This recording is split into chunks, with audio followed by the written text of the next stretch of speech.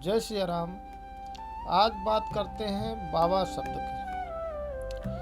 भारतीय परंपरा में बाबा शब्द केवल एक संबोधन नहीं है, बल्कि सम्मान, स्नेह, आध्यात्मिक गहराई का एक प्रतीक है।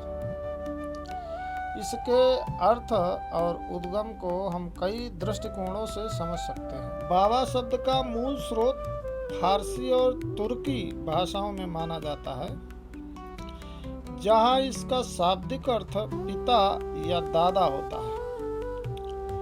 उत्तर भारत में कई अन्य क्षेत्रों में आज भी घर के बुजुर्गों या दादा परदादा को सम्मान से बाबा कहा जाता है।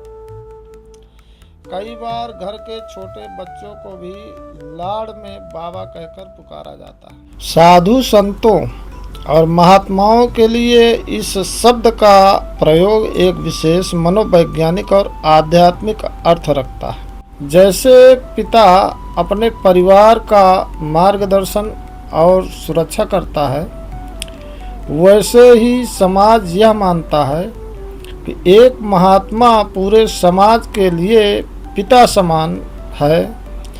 वह आध्यात्मिक ज्ञान के माध्यम से लोगों का मार्गदर्शन करते हैं। जब कोई साधु बनता है तो वह अपने जैविक परिवार को छोड़ देता है।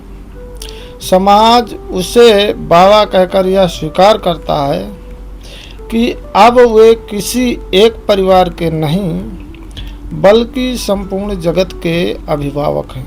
भारत में बाबा शब्द को लोकप्रियता दिलाने में सूफी संतों और नाथ संप्रदाय के योगियों का बड़ा हाथ रहा है।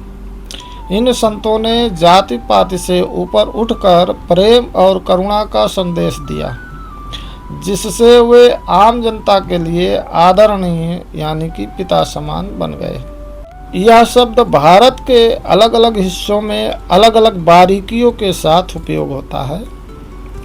जैसे कि बंगाल में बाबा का प्रमुख रूप पिता के लिए होता है।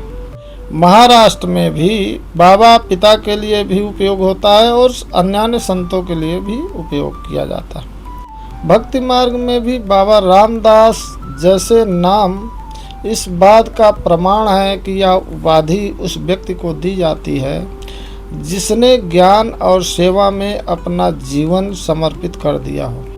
संक्षेप में बाबा शब्द यानी कि अनुभव, परिपक्वता और निस्वार्थ प्रेम का प्रतीक है। महात्माओं को बाबा कहना इस बात की स्वीकृति है कि हम उन्हें अपना आध्यात्मिक मार्गदर्शक और संरक्षक मानते हैं। जय सिया राम।